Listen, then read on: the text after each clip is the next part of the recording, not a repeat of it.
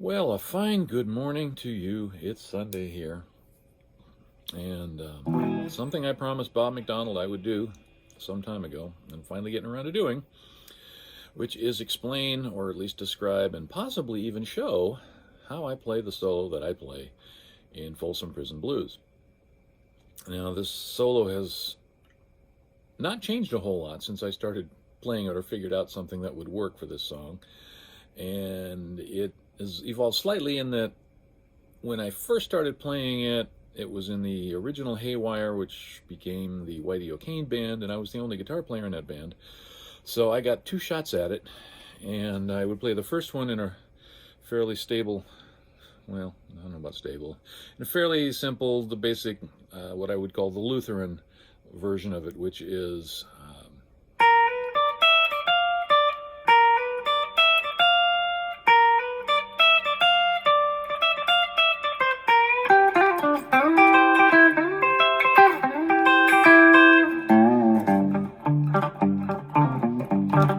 that's probably closer to the infilled version than what Luther would play, but anyway, I would do that the first time through, and then the second time through, I would lull them into that sense of complacency, thinking, oh, he's going to play it Luther's way again. And then I'd play it again.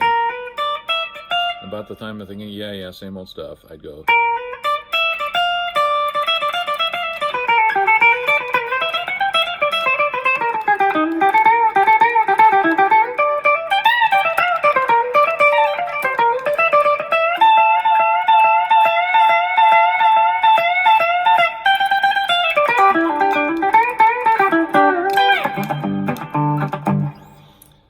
So let's do that a little slower so you can see what I did, which is, we're on a G chord up there at the 10th and through the 12th frets, and we're just taking that minority into majority bend, or not bend, but hammer on, and then finishing it with that little 7th note to make it kind of country and twangy. But since we're up on the we're up on the first string, and we've got 3 notes to play with, let's just play them a bunch more times.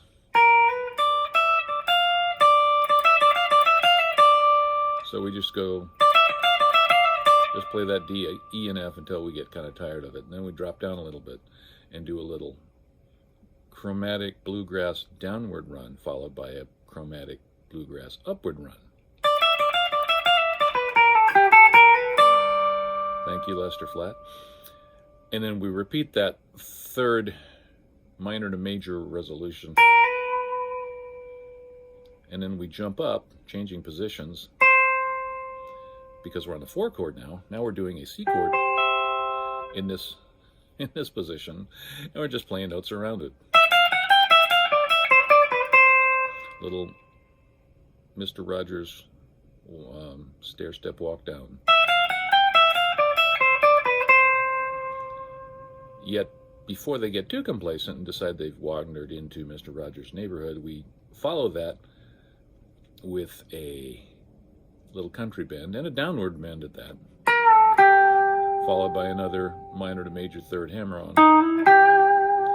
So, that little section again is chromatic walk-up, and then we do a little stair-step, E, F, D, E, so E, F, D, E, C, D, B, C, followed by the bend.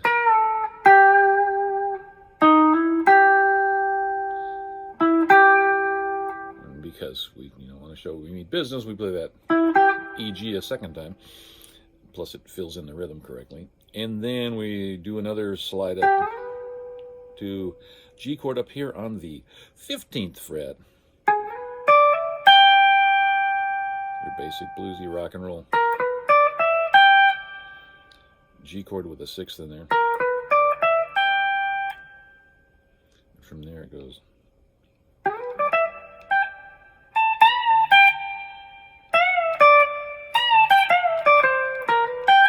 And then you bend that A up to a B flattish and a D up to an E flattish.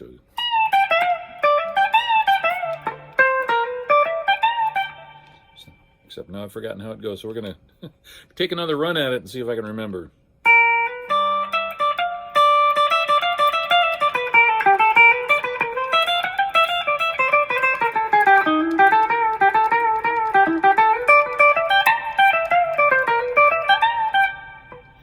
Forgot a part there where we go. We just kind of show off that we can bend this string. A little syncopation to make it look a little fancier instead of. We go.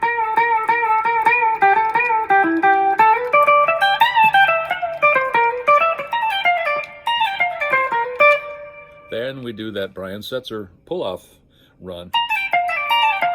I think we just do it once though. No, that isn't right. We do the Brian Setzer thing. Or maybe twice, maybe once. Now I've forgotten. Let's go through it again.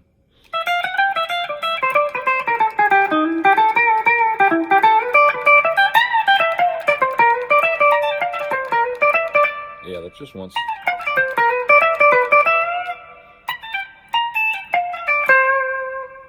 Landing on that C. And then how does it go? Now I've forgotten.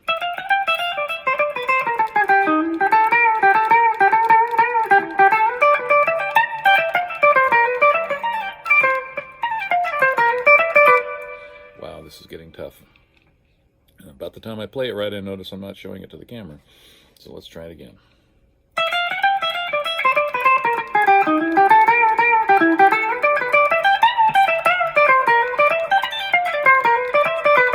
Yeah. Da da da da da da. So you're doing it B flat, A, G, F, E, D. And you're just doing a little pussyfoot in there to get the rhythm correct.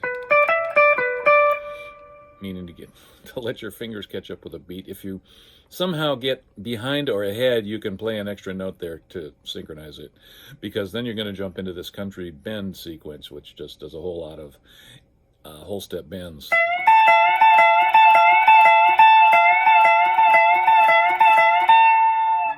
And then back to a little bluesy country downward run with a bunch of repeated G's.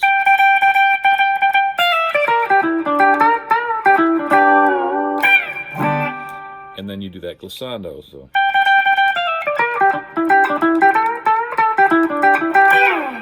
Which lets you get your hand into the right position to continue playing the rhythm part. But because every guitar I own has a whammy bar on it, and I paid for that whammy bar, I'm going to use it, damn it. So when I play it, I go.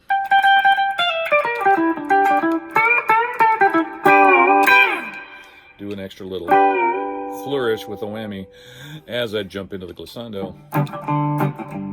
Then reach for the boost pedal to turn it off so I can go back to playing rhythm and continue playing. Do like that. And that's how it sounds. Let's go through it one more time. And then we'll go through it at tempo, at least as close as I can. So we start off somewhat Lutheran.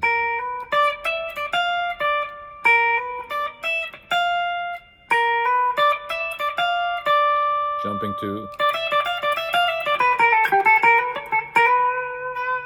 Only we'll play it correctly.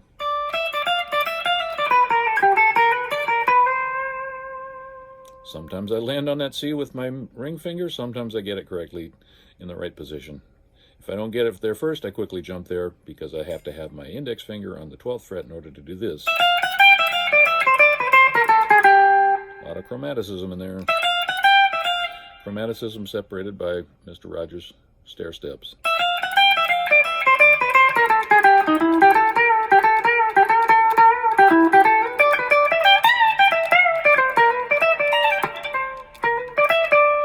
And, well, the scale on this guitar is a little shorter, so the frets are a little smaller. I could do this better on a telly, and heaven knows why I didn't record it this way, I guess, because this one was handy. But anyway, now I've forgotten where I was.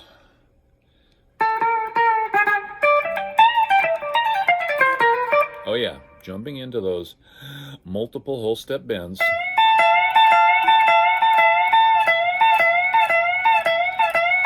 bunch of G's. Another shout out to the Lester Flat Bluegrass fans out there.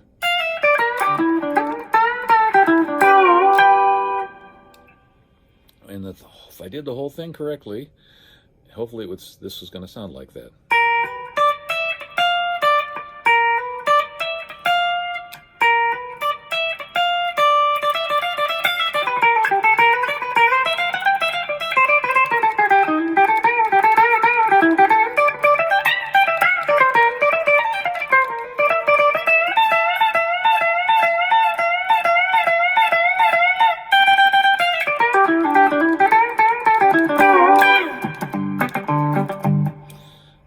But for some of us, that's not enough, because, as we all know, the goal in life is to play as many notes as we can in a solo.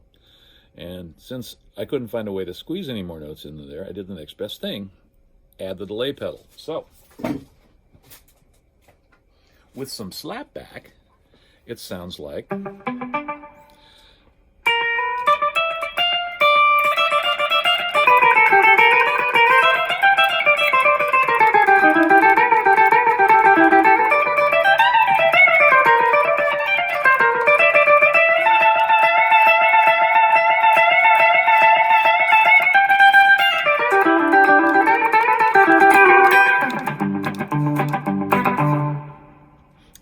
The benefit of slackback, besides sounding like you're playing more notes, is that you may have a correct note overshadow a mistake that you make in there, so it can sound a little better to the adoring crowd. Or so you hope. Well, I'm going to try it one more time, and then we'll see how the whole thing goes. So...